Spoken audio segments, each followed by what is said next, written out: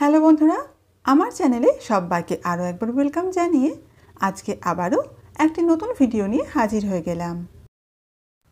আমার যেসব বন্ধুরা পুরনো দিনের রান্না খেতে ভীষণই পছন্দ করেন, আজকের ভিডিওটি তাদের জন্য। আজকের ভিডিওটিতে থাকছে সম্পূর্ণ সাবেকিভাবে বানানো হাতে মাখা রুই মাছের রেসিপি, আর যেটা বানানোর জন্য শুধুমাত্র হাতে গোনা কয়েকটি জিনিসেরই প্রয়োজন।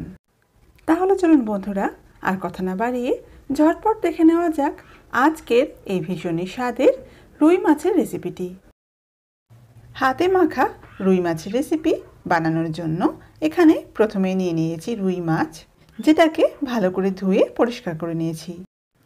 এখন একটি কড়াইয়ের মধ্যে এই মাছের টুকরোগুলোকে একে একে তুলে নিচ্ছি। আজকের এই রেসিপিটি বানানো যেহেতু খুব সোজা, তাই এই ভিডিওটিকে ফলো করে আপনারা যে কেউ এই রেসিপিটি বানিয়ে ফেলতে পারেন। কড়াইয়ের মধ্যে সব মাছের টুকরোগুলোকে নিয়ে নিয়েছি।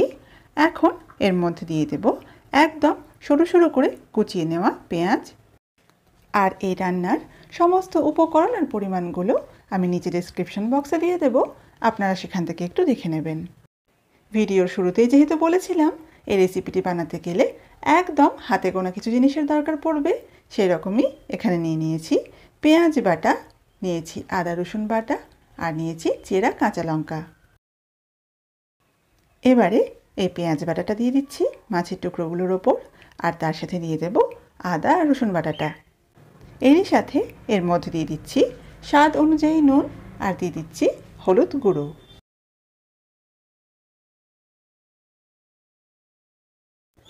এখন এই মাছের মধ্যে দিয়ে দেব সর্ষের তেল। এই রান্নাটা সর্ষের তেল দিয়ে খেতে কিন্তু বেশি ভালো লাগে, তাই আপনারা যখন এই রেসিপিটি বানাবেন চেষ্টা করবেন এর মধ্যে সর্ষের তেলটাই দেওয়ার। আর এখানে আমি মাছটা যেহেতু আগে ভাজিনি, সেই জন্য তেলের পরিমাণটা এখানে একটু আমি বেশি দিচ্ছি। যারা কাঁচা মাছ রান্না খেতে অপছন্দ করেন তারা মাছগুলোকে অল্প তেলে এপিট করে একটু সাঁতলে নেবেন, তারপরে এই স্টেপগুলো ফলো করবেন। এবারে মাছের সাথে সব মশলাগুলোকে খুব ভালো করে মাখিয়ে নিচ্ছি।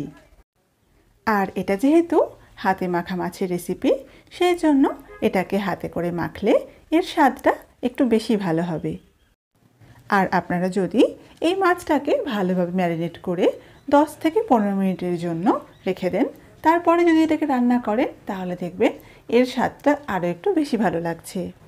আর যেসব বন্ধুরা এই ধরনের হাতে মাখা মাছের রেসিপি আগে খেয়েছেন তারা অবশ্যই সেটা আমাকে কমেন্ট করে জানাতে ভুলবেন না। এই মাছগুলোকে মশলার সাথে মাখানোর সময় কিন্তু আমি কোনো রকমের ঝাল ব্যবহার করিনি। মাছগুলো একবার ভালোভাবে মাখানো হয়ে গেলে তারপর এর মধ্যে দিয়ে দেব শুকনো লঙ্কার গুঁড়ো।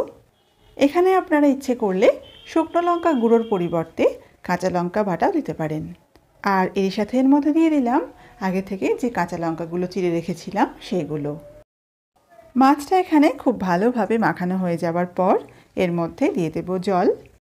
এখানে জলটা আপনারা আপনাদের প্রয়োজন অনুযায়ী দেবেন। আর এই মাছ রান্নাটা যেহেতু একটু মাখা মাখা খেতে ভালো লাগে, সেই জন্য এখানে জলের পরিমাণটা কম দিলে এটা খেতে বেশি ভালো লাগবে। এবারে গ্যাসের ফ্লেমটা অন করে দিচ্ছি, আর তারপর কড়াইয়ের ঢাকাটা বন্ধ করে দিয়ে এটাকে ভালোভাবে ফুটতে রেখে দিচ্ছি। মাছটা একবার ভালোভাবে যখন ফুটে যাবে তখন গ্যাসের ফ্লেমটা মিডিয়াম করে দিতে হবে। এই মাছের মধ্যে যেহেতু ডিম ছিল, সেই জন্য মাছটা আধ সেদ্ধ হয়ে যাবার পর এর মধ্যে মাছের ডিমটা দিয়ে দিচ্ছি। এবারে কড়াইটা ঢাকা দিয়ে দিচ্ছি, আর গ্যাসের মিডিয়াম ফ্লেমে এটাকে খানিকক্ষণের জন্য রেখে দিচ্ছি। খানিকক্ষণ পর কড়াইয়ের ঢাকাটা খুলে নিচ্ছি।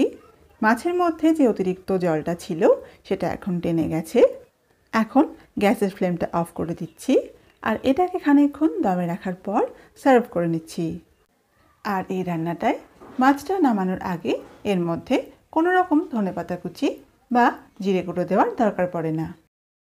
পুরনো দিনের দিদি ঠাম্মার হাতের রান্নার স্বাদ পেতে গেলে আপনাদের বলবো এই রেসিপিটি একবারের জন্য হলেও অবশ্যই ট্রাই করুন। আমার হাতে সময় কম থাকার কারণে এই মাছটাকে আমি বেশিক্ষণ দমে রাখতে পারিনি। এটা যদি বেশ খানিকক্ষণ ধরে দমে রাখা যায় তাহলে দেখবেন এই মাছের ওপর থেকে একটা আলাদা তেলের লেয়ার তৈরি হয়েছে, যেটার জন্য এই মাছটা দেখতে এবং খেতে দুটোই ভালো লাগবে। আপনারা যখন এই মাছটাকে সার্ভ করবেন তার আগে অবশ্যই মাছটাকে খানিকক্ষণ দমে রেখে তারপরে সার্ভ করবেন।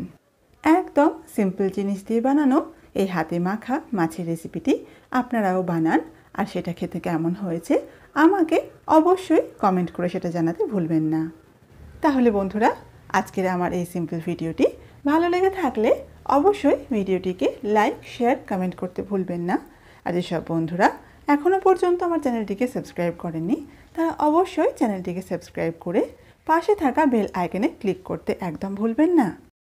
আর আপনাদের মধ্যে যেসব বন্ধুরা এই ধরনের সাবেকি রান্না খেতে পছন্দ করেন তাদের সাথে ভিডিওটি প্রচুর শেয়ার করতেও ভুলবেন না। আজকের মতো এখানেই বিদায় নিচ্ছি বন্ধুরা। সবাই খুব ভালো থাকবেন এবং সুস্থ থাকবেন।